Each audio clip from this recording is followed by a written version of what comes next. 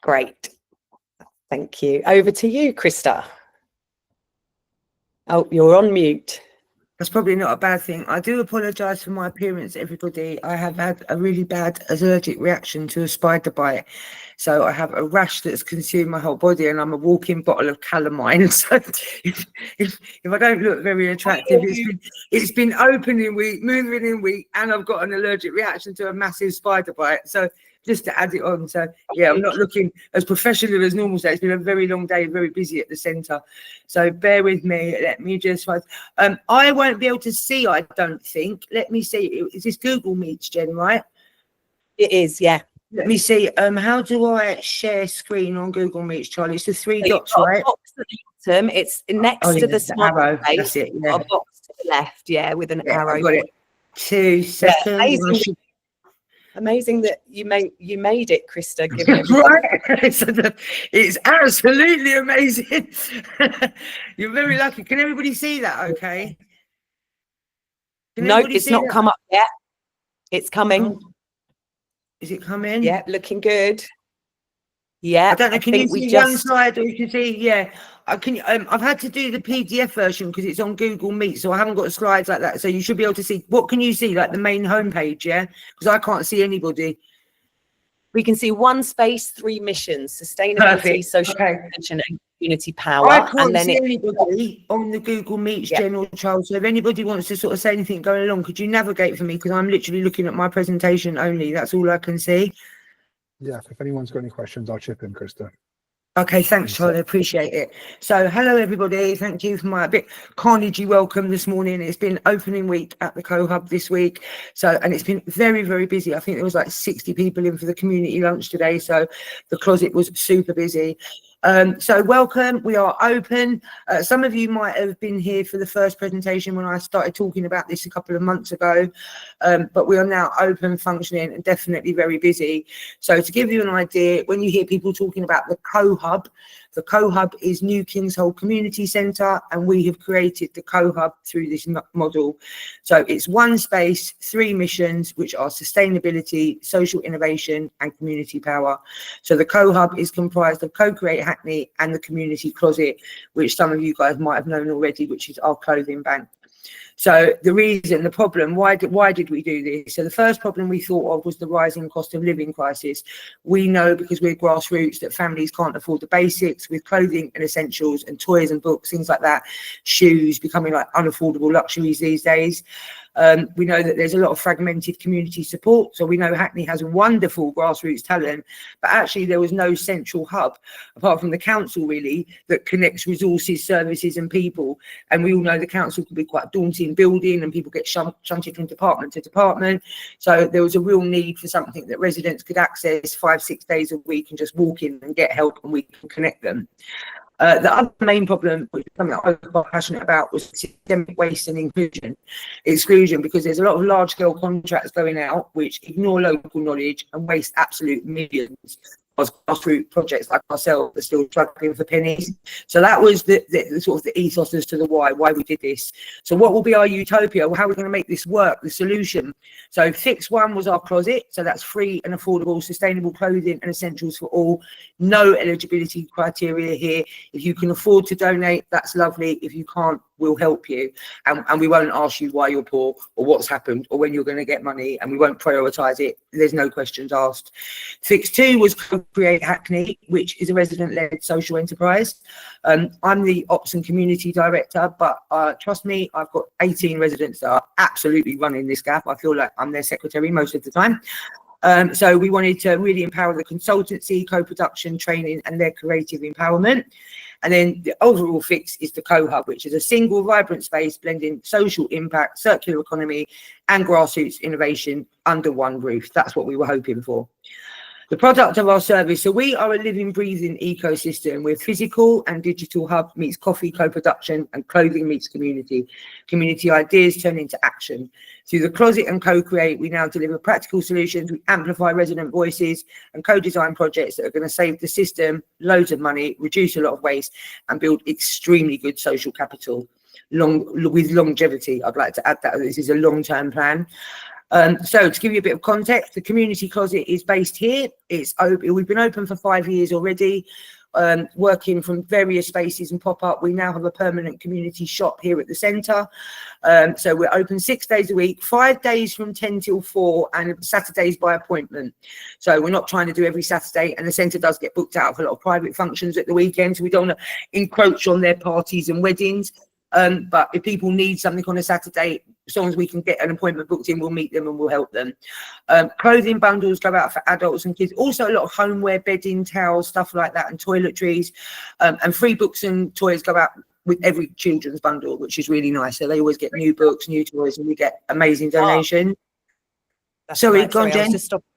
Where is here?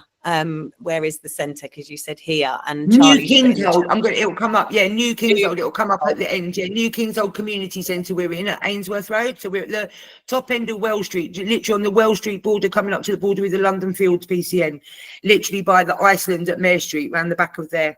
So the closet's in here. It's 5 days a week. The people can come and access it 10 till 4. CoCreate Hackney. So we are a social enterprise delivering a lot of resident-led consultancy and engagement. Our phones have been very, very busy with council work coming in and NHS work coming in from local neighbourhoods and PCNs. We offer IAG clinics, arts and crafts, training, events, digital inclusion, lots of workshops and stuff. So it's activities, it's system, and residents are choosing the activities. The idea was big system budgets, but zero results. We deliver a lot more for less. Basically, there was a lot of contracts that have been done for resident engagement that the outcomes really don't measure the amount of money that's been spent on the contract, and we probably do it for like a sixth of the cost of what the council and NHS have been paying partners to do stuff for. So the co-hub as an overall model, it's permanent space, which is now open. We're a hybrid model, so we're half funded and half income generating on both sides of the business. It's one home for closet, one home for CoCreate, and one home for PBSA, co-working social activity space. From workshops to wardrobes, everything sustainable in one place at the centre. Why now? Why did we do it now? So there was an urgent demand. Everybody here knows that cost of living crisis, rising inequalities in the borough. We knew that. We are perfectly positioned because we've got 6 years of proven delivery. We've got growing partnerships from sponsors, grants, local council interest, and as system budgets are shrinking, we're definitely the affordable, high-packed alternative to the bigger contracts that have been happening before. A new model, a new way of doing things. So we may be new, but we're definitely already moving the needle. I think Charlie can definitely confirm that. We've already engaged 1,500 engaged social followers on our social media, and it's growing like by 10 to 20 a day across both the channels. Our mailing list when I wrote this was 300 strong. It's now at 425. So that's our core community. So they get my updates every single week. Connect to reach. So we're kind of like a plug for residents. You might want to say we're tapped into thousands of residents across the borough via different networks, different organisations, people we already work with. We've got 42 community shaper volunteers already on the books, and I think 12 of them are active already, have started being active. Another 4 are active this week, so we've got about 16 that already started being active. What's good about us is we are resident led. So although I'm the director and I've now put the bones in, so I put in the support services that we need because that's the model that we were creating. Everybody else is going to decide what we do with the rest of the timetable in the small hall. So I've got some suggestions. I've had some proposals from working partners. The residents have got their own suggestions. So they are designing the services that residents need in this hub, so it is absolutely true co-production. I said, this is the basics. You lot decide what else we need. So we've got our first resident governance meeting next week, and they will be voting on the rest of the activities. We're always in system conversations. I'm going to be leaving here and going straight to the Social Connection Showcase after this presentation. So we're tapped into all the right meetings boards. I sit on the Health and Wellbeing Board, the Health and Social Care Forum. So I'm sitting in all the right places for all this kind of stuff. Our main objectives for this year was to open the co-hub by autumn. We have hit that target. So yay us. I don't know how we did it, but we did it. Target 2 was to launch our 3 flagship programs, which is the Closet, the CoCreate, and the Co-hub as one. So that was our main target for this year. And then January next year, we've got some new objectives that we're going to roll out. Massive market, very unequal access. So we've fixed that really, because although we're based here, it's a resident borough-wide access for residents. So we had residents coming in from Stamford Hill today to use our services. I've had residents coming in from Shoreditch to drop off donations and to pick up bits and pieces. I've had residents from across the borough booking into one of our clinics that we're going to be running. So yeah, 280,000 residents, 41%. I think that's even higher now. Charlie said the other day has gone up from 41%. I think it's like 48% now, children living in poverty. We've faced £36 million of cuts in 2025-26, which includes 820,000 of charity funding. So we all know it's a real pressure pot. We've got all these residents, all these inequalities, that everything is being cut left, right and centre. And something that really sort of my academic focus and work is all on poverty and family poverty and child poverty. And this kind of stuff really upsets me. And the fact that just under 30%, so almost a third of our borough, are living on less than 60% of the median income, and there's a real disparity between top earners and low earners. And although we don't judge anybody for their success, like earn as much as you can earn, we're here for it. The disparity between the people at the very top and the people at the very bottom is absolutely immense. So we hope that our hub will be something that can alleviate that for people. So who are we in the team? So there's me, Krista, I'm the founder of the directors. We have 8 shop volunteers that are and the closet is made up. It's a CIC made up of 5 directors, advisory experts. CoCreate is me and the 16 resident governors. So they've got my management team, for want of a better word. And then we've got 40 plus community shapers out there registered, getting involved in activities, getting involved in focus groups, insight labs, volunteering, doing different things for here, there and everywhere. So people are about. And the volunteers, I think I've got like 6 more to add on this week. So they're definitely coming in. So the first 2 services have now launched. We will be adding a food pantry to this, which will be starting. We'll have a Friday morning food pantry. So Charlie, and I will share the flyer as soon as I've got it, and you can share it out with everybody. We're literally just waiting for the sign off, hopefully in the next week or so. So the core services, the bones of the model that I wanted to put in were the support services. To me, the main things needed, and then the residents can dress it up and decide what else we need. So we have a coffee morning every Wednesday. That started this week. We had 19 people, so I was really happy. I didn't even know if anybody would come to see 19 people pop up. I was over the moon. Very good start for the first one. The coffee morning is a connection point. It's an informal atmosphere. It's a place for residents to catch up with each other, maybe just plug in their phones and charge, use a device if they need to, because we've got tablets here that they can use if they haven't got access to internet. We're always charging phones to residents. A guy today said he's got 30p left on his Eon prepay meter. Could he please charge his phone here whilst he went and picked up his food bank parcel? So the need is really real. And off the back of that, on a Thursday afternoon, which launched today, first one launched today, officially next week, but we did a bit by default today. Every Thursday afternoon from 1:30 to 3:30, we will have a Thursday help hub. So it's benefit advice, housing advice, a lot of signposting, pushing people to the right places, connecting people into the right services, helping them directly if we can, identifying what they need. To give you an idea, I've got 10 slots a week available for that. That's how we broke down the time, the 2 hours, and I've already filled all of next week's 10 and 4 for the following week. So the demand for the Thursday help up is already proven. And then the food bank on a Friday will be like the final addition to the support. So clothes, fuel poverty, clothing poverty, food poverty, financial poverty. They can come here 5-6 days a week and we can help them. If we haven't got our food pantry on that day, we can signpost them to somebody else very locally that can help them on the same day. So that's the whole idea, that you can get same day support. So that's the bones of it. Here's our contact details. So I know somebody just said at the end, where is it? So I'm quite happy for this to be shared out afterwards, Charlie, if you want to share it out. You can share it with our details. Exactly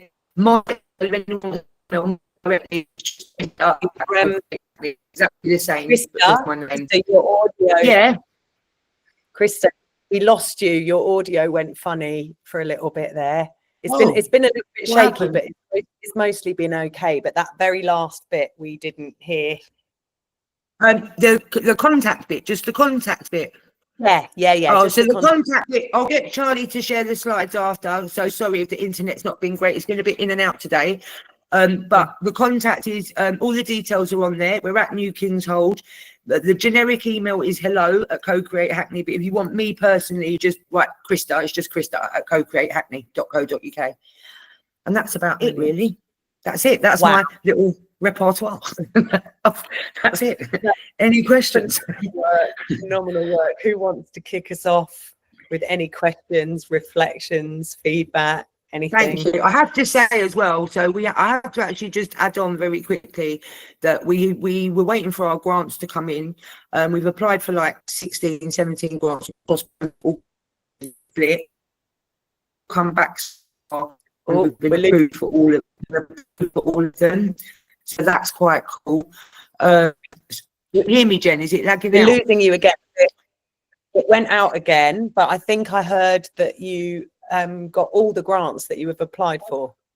No, not all of them, not yet. We got 4. We got the first 4 back. Four. Yeah. Yeah, 4 so far. So we're getting all our answers back now. And we're going to be in Tesco's across Hackney as the community. We've been selected for Stronger Starts for October, November, December. So all the Hackney Tesco's across the borough, please leave your blue coins for us, your blue tokens for us in the next 3 months. So yeah, we're doing really well on grant applications. Been really well received so far. So that's helping. But everything we've done on crowdfunding. I don't know if any of you know, we wanted to get in ahead of a grant, so we crowdfunded the rent, and we made £4,500 in 2.5 weeks, basically. So we were able to secure the premises for a whole year, which is a great thing. We've been able to, everything in this office and the shop and the hall has come from Olio, free cycle, trash, nothing. We've been everywhere, picking up this, picking up that. I'm going to pick up 8 plants at the weekend from Whitechapel for the small. So literally it has been a complete community effort. Like the community is literally built this building. So yeah, I had to say hats off to everybody that's helped us, because we're so grateful. Not to all of you, but Krista, I really hope you can take a rest, because it sounds like you've just been working next month. Next month, I'm going to have a long weekend to lead them to it. Yes, next month. Now, can I ask you something, Krista? Can I ask you something? How can this group be useful to you? Is there anything that this group, anything you want to sort of ask of this group? I guess we want to let residents know that they can access these supports. Please do, involved, that there's ways to get involved. I guess I sent out an email to everybody that was on my mailing list already earlier this week, and it's got both of the referral points. So it says you can refer to Closet for this, you can refer to CoCreate for that. Charlie, brilliant. I'm quite happy for you to share that with this group, that same email, so they've got both the referrals if they need it. You can refer, if you're not sure what to do with a resident who needs more help than just clothing or fuel poverty or something like that, fill out a CoCreate referral, because there's a lot of different things that you can tick. So you could tick financial support, you could tick resident activities, volunteering. The more things they want to get involved in, the better. So yeah, go for it. Just jump if you just get that email out with this group list. So fine. I think I got the gist. Oh, we've lost you again. But I think I get the gist. We'll share all those details in the poverty reduction newsletter that go out to this group and a wider kind of cohort as well. So thanks, Krista. Yeah, perfect. I was saying you could share the email I sent to you with how to refer, just share it out to this group. That's fine. And then everyone can refer in. And if anyone's got any ways that they can help me, put your hands up and tell us. We're here for it. So also collaboration. What I will say is, so Damali Beautiful Vision, one of the local projects, we have space here. So if you've got a project or a service that's going to benefit residents in Hackney, but you haven't got any space to host it, let me know and let me see what we can do. It's not my decision. It will go to the resident governance board and they will say yes or no. But if anybody's got any proposals for anything that they think would run well from this as add-ons to what we're doing already in line with what we're doing, then please get in touch. We're all about community and we're definitely all about co-production and collaboration. So please do get in touch. Thank you. Is there any questions? Brilliant. Thanks so much. Thank you so much, Krista. Yeah, does anybody have any questions? Or you've given us so much information anyway, Krista. I think there's so much there. So I guess maybe people need time to digest it and get in touch on whichever bits. But if there are any questions before we move on, please shout now. Yay, no questions. I can go to socials. Charlie, if you want to share the slides, I'll send my PDF over to you after this meeting, and then you can share that and the blurb out to everyone on this group. That's fine, yeah? Brilliant. I'm sorry I've got to go. I'm not being rude. Molly, I'm so sorry. It was lovely to meet you yesterday, but I've got to go. I've got to set up at Social Connections, so I've got to go. Lovely to see everyone, and I'll see you all in a couple of weeks. Pop in, say hello, say hello. Come in, come in. We've got good snacks and good coffee. Somebody said, what's the coffee like? I'd like to point out I'm Italian, so the coffee is 100% good coffee. Right, in this yeah. Pop in, it'll be lovely to see you all. Yeah, nice to see everybody. Thanks for having me. See you later. Bye, bye, bye, bye. Wow. Okay. So, Molly, I know it's a hard act to follow. I know.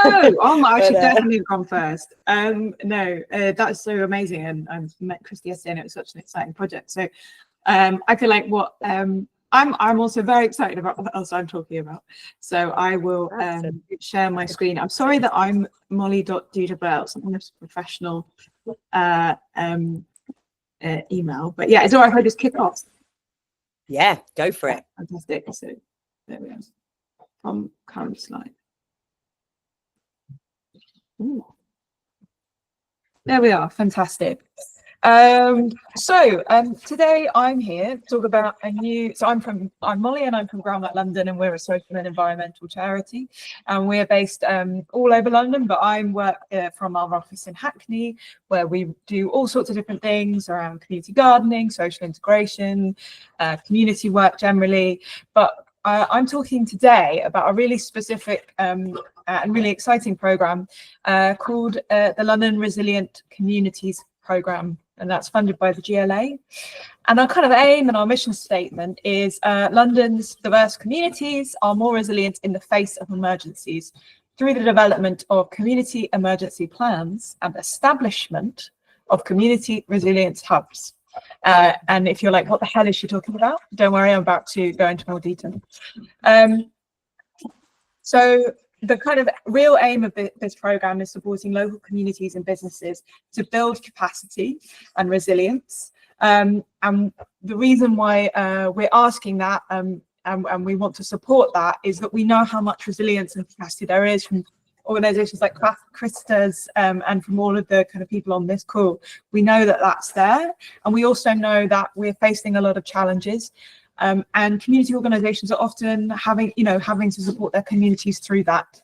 And we want to support you to feel more confident in the face of that, to feel like we've got your back, to feel like you've got a plan in place, or that if you're a venue and you're a venue that people come to, that when you're thinking about, people might turn up in an emergency, we feel like you know what you want to do, you know what's going to happen. That's the real aim in simplest terms. So I suppose one thing that we can think about is, what is an emergency? What are challenges? What are risks we're facing? So I wonder if people could maybe put in the chat really briefly what kind of emergencies or challenges or difficult situations they've faced recently. And it can be as specific or as general as you like. And it doesn't have to, it can, be a power outage that lasted for an hour, or the internet going down, or it can be something on a much bigger scale like COVID. So weather warnings, yeah, definitely. We've had periods of extreme heat, and obviously we know that extreme heat impacts those who are older, who are very young, who have certain health conditions, who are living in poor housing, overcrowded housing, which obviously affects many people in Hackney, and people who, it's always one of those questions of, it's a really, really hot day and I don't have air conditioning at home. Well, I'll just go to a coffee shop that's got air conditioning. I'll just go to Stratford. For me, I'd go to Stratford Westfield, where I live, or you might go somewhere else like that. And then, that involves spending money, of course. So yeah, a tube strike has a really big impact on people. You need to have to change your plans. Cyber attacks, definitely, that's such a key risk that we can be facing. And yeah, poor quality housing has an impact on our health, as well as our sense of comfort and our ability to be comfortably at home. So here are just a few images. What am I doing? Sorry, I've hit the wrong button there. Of what we could think about different emergencies. So some of them are obviously, we've seen the impact of far-right protests and rioting, unfortunately. We've also seen fires, and inner London green spaces are at real risk of wildfires, especially as we have a sort of increasing heat in the climate and increasing periods of extreme heat. There's the risks of flooding, surface water flooding, people who are living in basement flats, especially at risk, overcrowded housing, pollution, and the sort of impact, the cost of living crisis, other pandemics, the risks of terrorism, crime, and road closures and road works, as someone's pointed out, things like that really can disrupt a community as well. So when we think about these kind of emergencies, we can also think about how are we resilient to them, and what is community resilience? So community resilience is the ability for communities to prepare for, respond to, and recover from emergencies. Resilience is the ability to experience a crisis and emergency, but have the skills, preparation, and relationships to cope with it. And so it's sort of putting things in place. This is called the resilience cycle, and there are different versions of it, but we can think about preparing. So if we took the example of a tube strike, we could say the preparation is that we've got backup plans for events, that we've got a point in the, ahead of the strike where we're like, okay, are we going to cancel or not? We've got that date because we don't know if it's going to be called off. And then responding is, postponing events, cancelling events, moving events online, finding alternative routes. And then recovering is getting things back to normal. And mitigate is how you avoid things happening in the future. So obviously that's maybe outside the scope of this conversation, but we can think about different ways that you can adapt. So is it that you have an online backup? Is it that you've got everyone's contact details so you can do online events really easily? If we were to think about flooding in our home, or say if we think about flooding in our community centre, preparing might be looking at how, different things you can do for flood proofing. That might be things around sustainable urban drainage. It might be preparing to make sure that you are signed up to weather warnings, so you're aware. And then responding is, if there was flooding, how would you respond? Responding to that, and then that recovery process. So that's kind of the emergency cycle. And then we can think about, what do we mean by a community? We're all made up from different communities. Be really great to hear people put in the chat or just speak out. What does kind of community mean to you? So it might be that community means people who live nearby. It might be that you come from a cultural or faith community. It might be that you're part of the LGBTQ+ community. It might be that your community is people who you have a shared endeavour with, a shared sort of activity. You might be part of a singing group or a choir, and you really have built a community with those people as well. Oh, I have a strong music community, people who love to dance together. Absolutely, that sounds amazing. So I've given just some examples of what we might mean by community. So that could be a WhatsApp group on an estate with an access to a community room. It could be a local volunteer centre. It could be a pan-London LGBTQ+ support group that meets online. Worshippers, a mosque, church, temple, or other place of worship. Community garden group. Parents and carers with additional needs. Maybe it's a local autism support network, for example. Now, what does it mean? Oh, it's not updated on my slide here. Oh yeah, it has. Sorry, I don't know why it's doing the pen. How do I turn off the pen? I don't know. Okay, sorry. Anyway, what does it mean to be in a resilient community? We know that when there are emergencies and when things go wrong, community and faith organisations step up and support the people in their communities. So, for example, if you are a local mosque, if you are a local community centre that provides you're a baby bank, if there is a flood very nearby, there's a power outage, if there's a fire, if there are riots or civil unrest, people will turn to you. People will ask questions. There'll be, if there's a WhatsApp group, there'll be lots of things flying around. There'll be information that you're asked to pass on. There'll be questions. So we know that already there is this community resilience as part of this. That is all community resilience work. And there's different ways that people can do that. It can be, you know, providing a space, a physical space where people can come along. It can be signposting advice. It could be, it's really hot, here's some advice from the council, here's some advice from the NHS. It could be community interpreting. It might be that, you know, you're a WhatsApp group just of local mums or parents, and there's someone from your culture and your background, and someone wants to talk to the teacher. You might support them or talk them through and give them some advice on what to say. It could be mental health support. It can be just social activities, music, culture, sport, drama, theatre, all those kind of things. It could be just a social group. But that's so important for people as well, and that's part of their regular routine. Could be practical support. It could be putting up shelves if someone just moved into a new place. Could be providing people with cash or food, culturally appropriate food. And it could be reflecting on how people feel after an incident. It could be that post-COVID, you shared how people felt about their experiences. It could be that you, when you're speaking to council staff, you're really amplifying the voices of the communities. And the aim of this programme is thinking about those activities that are already taking place. We want to help community organisations like the organisations here attending this call to feel confident, so that when an emergency happens, you have a plan in place, people who you can ask for help, and the knowledge you need to make the best decisions for yourself, so that you don't feel like you're scrambling around to try and get things together, but instead you feel really supported and prepared for responding to an emergency. So we know that communities come together. So I'd maybe invite you to think about an emergency. It could be COVID-19. It could be something really recent, something really small that's happened. It could be a period of extreme weather, something like that.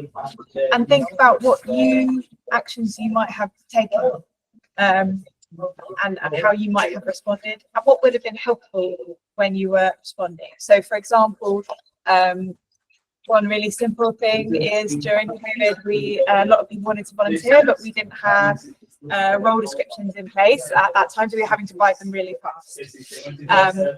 It might be that there's, you know, a family is impacted by a fire at your community centre and everyone wants to donate, but you don't have a donations plan in place. It might be that there's a power outage on your street, but you only communicate through WhatsApp, and you don't know how to communicate when the internet goes down, and it then means you have to like call every single person or text every single person using SMS messages rather than the WhatsApp group, and it's suddenly way more complicated than you thought it would be. Things like that. And so, yeah, these are just some ways that some communities do provide support. This is not everything. This is just some of the ways. So that can just be a list of people to contact for signposting advice. It can be supporting with community interpreting, holding a social or an event to gather people together, a listening service, practical support, capturing views and experiences, becoming what's called a community resilience hub, and becoming flood wardens. And these are just some examples of ways that communities can be more resilient. Remember this phrase from COVID, we're all in the same storm, but in very different boats. We know that we don't live in an equal society, and COVID-19 and other emergencies made that clearer than ever. And through this programme, we really want to connect with groups who are less well heard, less supported, and who have more struggles. We know that their strength and resilience can bring so much to the programme. We want to support communities to build on the resilience which they already have, to feel more confident in responding to emergencies. So a little bit of context of both of this programme could be that we're living in a time of increasing emergencies. So we've got COVID-19 pandemic and cost of living crisis. There are wars overseas that are having impacts on people here because they're their friends and their family members. We have increase in fires and flooding and other extreme weather due to climate change. And inequalities, as we're living in an unequal society, means some communities are more affected than others. And we know that communities and faith groups play a vital role, and we want to support people with a plan. And we have heard from communities around this resilience work that they need support to engage in it. They can't just be expected to do it. They need some support, a little bit of money, and they also need training and resources. We've created, so Groundwork London, along with colleagues in Groundwork South, created the London Community Resilience Toolkit, which is an amazing free document that I'll post a link to, you can engage with right now and go through that, work through that step by step. It's kind of all there for you, how to feel to become more resilient and more confident in the face of emergencies. We also, very long title, Community Resilience Hubs Venue Mobilisation Programme, which did this programme along with the British Red Cross, and this was really testing out what are called community resilience hubs. And that's the idea that if you have a community centre and something goes wrong, people come to you. They want your help because they trust you, they respect you, they know that you understand them.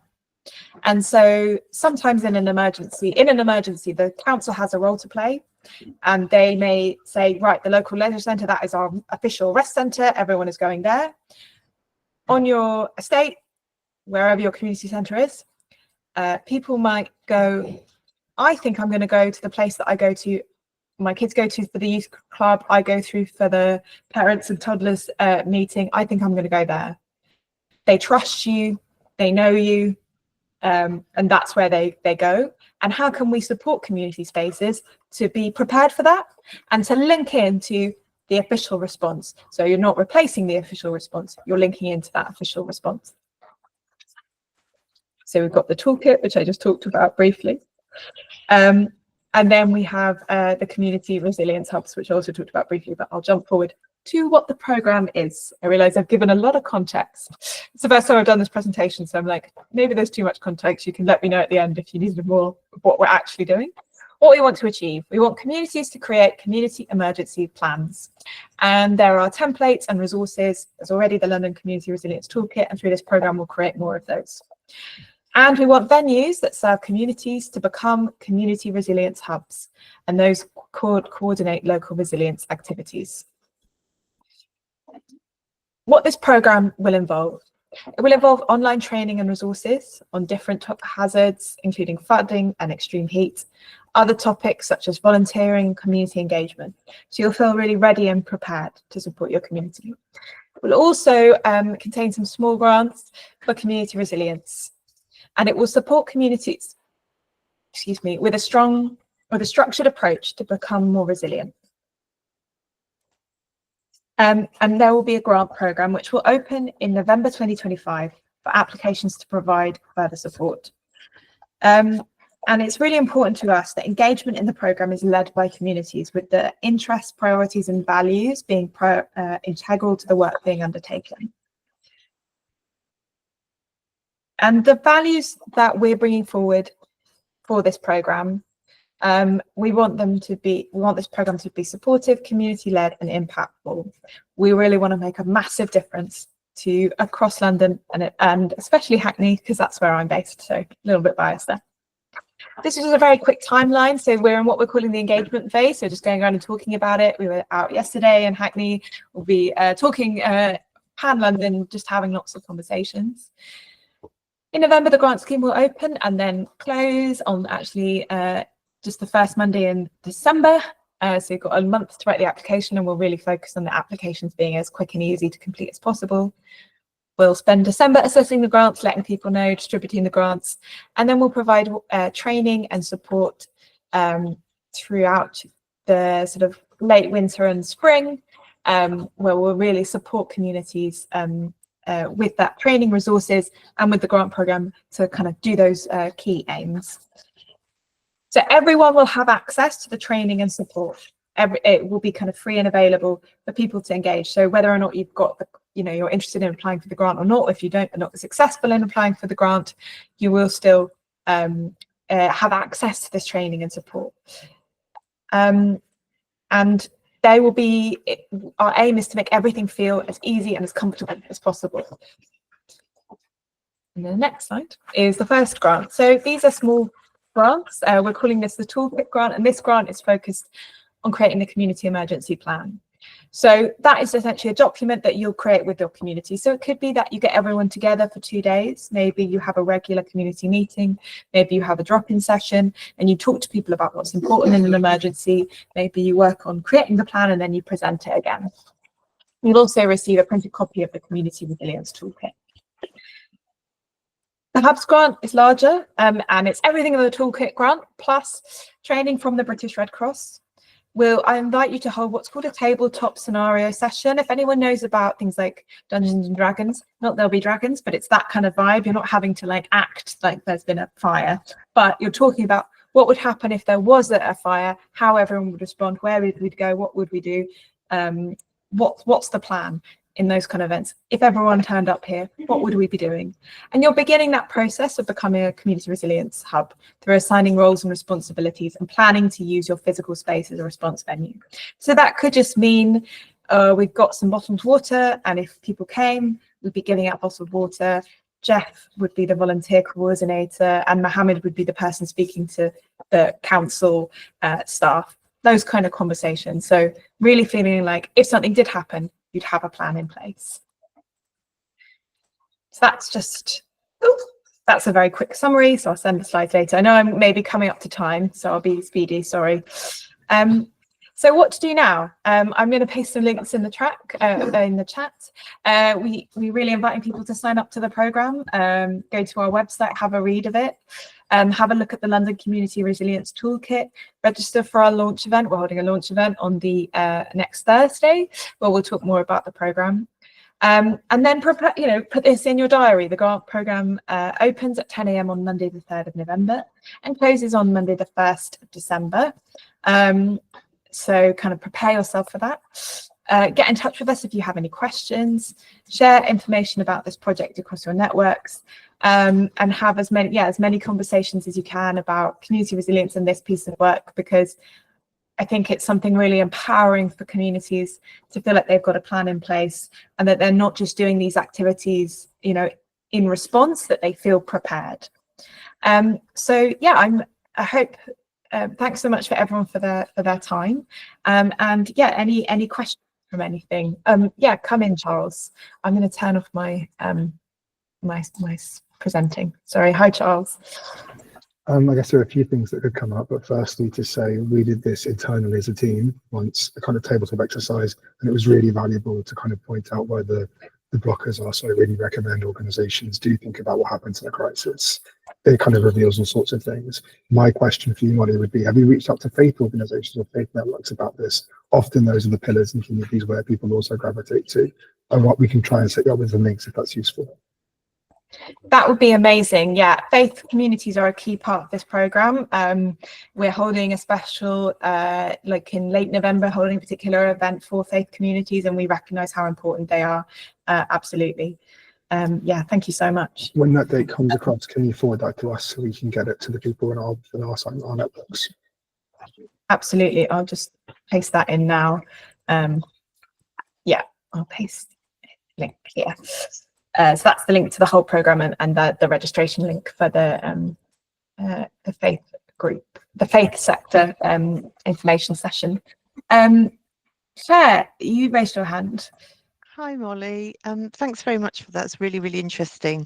And the communities partnerships team, we work very closely with our own resilience team, and we've been working on the donation centre and things like that. So this is really great, because we do want to kind of the importance of the wider community response. My questions are very practical. How much, I might have missed it, but how much funding is actually available for community hubs in Hackney?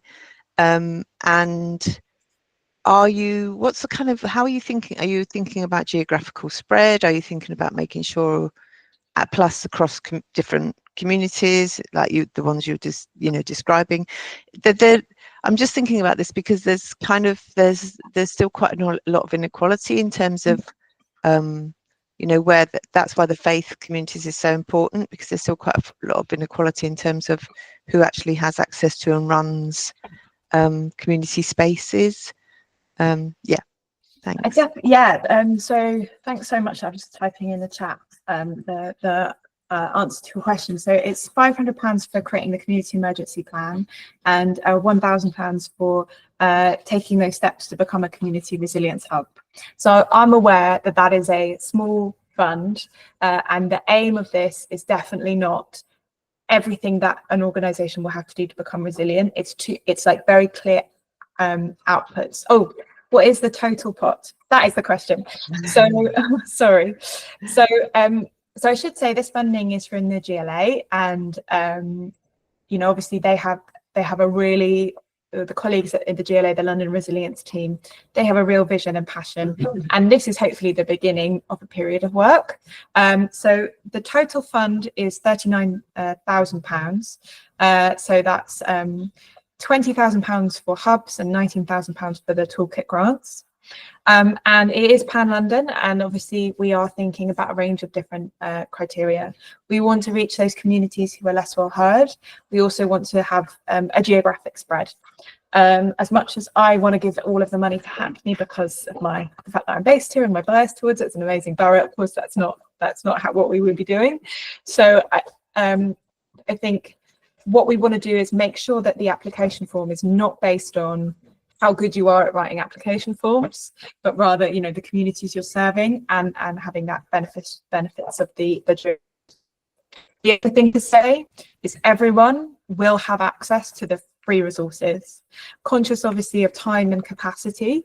But if you're thinking about this, if you're finding that there are lots of emergencies that you're facing, the impacts are impacting your community and you want to feel more prepared, there will be really accessible, available resources for you to support you with for engaging. And we'll also be exploring fundraising and providing training on fundraising and a webinar on fundraising as well to support communities.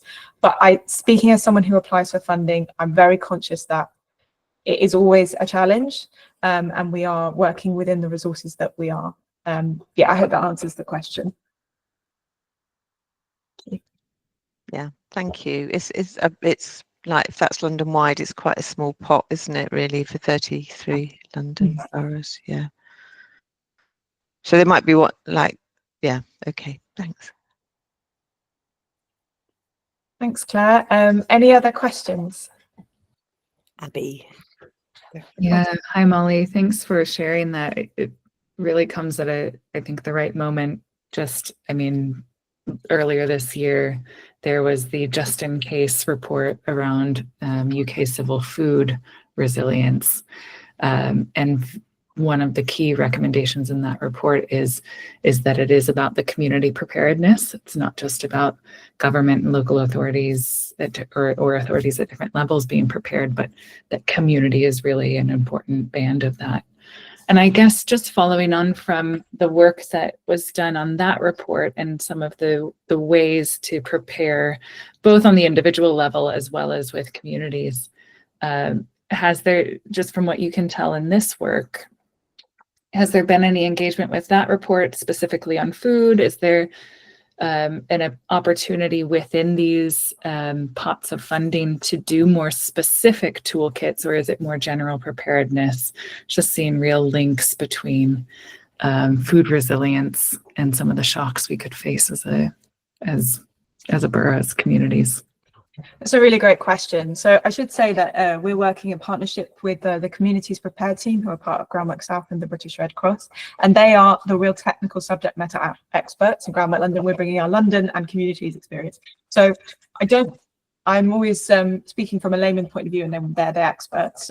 But they have definitely engaging with all of these questions, and I can definitely ask them to explore how they'll be bringing that in. Because these are really, we're aware these are small grants, emphasis on the small, they're for a really specific output. because we don't want to expect more than what we're giving people, and it is pretty small. But if you're a food focused organization, your community emergency plan can be led by your values and passions, and you can think about how, if you're the community that you're working with experiences a lot of food poverty as a challenge, again you can focus on that. So there's a very clear structure, but it's coming from what is passionate or important to you as a venue. And also I think that's definitely something that we'll be exploring in the training sessions that we're holding and in the resources. Okay. Thanks. That's really helpful to know, and especially with the subject matter experts. For instance, listening to Professor Tim Lang, who was doing the food work, and he was saying, I was watching a talk he gave to a group, at a conference, and out of 100 or so people, he asked, how many of you know how much water you would need in a day? Mm-hmm. Are we talking bottles of water? Are we talking bathtubs of water? And those sorts of really expert level understanding and preparedness absolutely then feeds into the community response and understanding what a community might need together. Anyways, go on. It's a bleak but really important space to dive into, I think. Fantastic. Thank you so much. Yeah, thanks so much for joining us, Molly. Is there any other questions, any other reflections, anything else anyone wants to ask Molly, or any comments on whether you might apply or? Nope. I think you've got Molly's details in all the info that will go in the newsletter and that's gone in the chat. So I will now hand over to Hannah, if Hannah is ready to join me in conversation, because we really wanted to let you know. I don't know if you've got something to share on the screen, Hannah, maybe the flyer, but we wanted to have a chat with you about a fortnightly session that a group of frontline staff and people working with families in the community in Woodbury Down area have co-designed with Hannah's magic as system convener, bringing everyone together, and it's been proving a really helpful place for families who are living in temporary accommodation to be able to get a whole range of support. So I'll hand over to Hannah to tell you more about it. Oh, you've disappeared, Hannah. Oh, camera's gone off. You there, Hannah? Can you hear me? Can you hear me? Oh, yes, we can hear you. Yes. Can you hear me? Can you see my screen as well? Not anymore. We can see your flyer, although the right of the margin is cut off, but your face is good. Okay, hold on. Let's see if I can. There's probably a better way to share this, but I'll kind of speak really briefly to the work. So let me just stop sharing this actually. Yeah, so the drop-in was developed in response to concerns about the growing numbers of children living in temporary accommodation in Hackney, and the length of time that families are remaining there. It's getting longer and longer, and the impact that that's having on the health and the well-being of families, and the knock-on impact of things like education for children and then their kind of longer-term prospects. So what we did was we co-designed the drop-in with partners and colleagues across sectors, and with the input from families who are actually living in temporary accommodation. So the families often face instability, isolation, and real barriers to services. So what we tried to do with the drop-in is provide a safe local space for families to get the support that they were saying they needed, and for them to connect with one another. Often for families who are living in the hostels, they live in sort of self-contained flats and they don't have any communal space to meet one another, to talk, to just be able to kind of live a bit more normally. And so we wanted to provide that space outside of the hostels. So the colleagues that I mentioned across these services, from housing, this is from welfare, so benefits in the council, from health, that's primary healthcare, and then also we have health visitor, who I think is on this call actually. Is she here? Memory, yeah, she's on the call. Yeah, who's fantastic. So so Memory has joined the team recently, and then we also have colleagues from the Children and Family, the Children and Family Hub, and Employment and Skills as well. so the idea is that families just have a safe space to connect, and also a space for children to learn and play with a play worker from the Children and Family Hub. Yeah, so it's a space that the colleagues can come together, work together and build trust, and then collaborate to better support families. Yeah, and so far I think, Memory, you can probably say something to this, but I think the feedback has been really positive, and the early sort of impacts that we've been hearing about, including things like debt prevention for families, children being signposted into sort of specialist support and getting that support. Yeah, I mean, there's been quite a few which have been really, really positive to hear.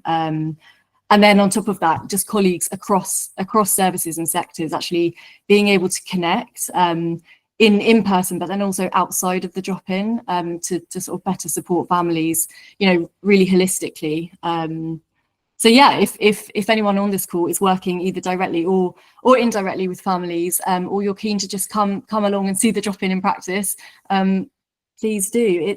It's in Woodbury Wetlands or Woodbury Downs, up in the north of Hackney, on just opposite Rowley Gardens, and I can share the flyer probably properly somewhere. Yes. Yeah, we'll definitely put it in the newsletter, but if we've got a link that we can share in the chat whilst we're on this call, that would also be great. Yeah, so the next one's on Monday, and it's from 12 till 3 actually, isn't it? And Playbus run their sessions from 1 across on the grass there. Then they have the bus, so they bring families over. But it's just a really welcoming space, and a space that if you are working with any families who are living in temporary accommodation who might want to access a support in one place with toys for their children to play with, it's really quite different than having to navigate all those different services on phones and internet and going into different buildings. So do let people know about it, please, and do get in touch if you're interested. Does anyone have any questions about the sessions or about the work? And if there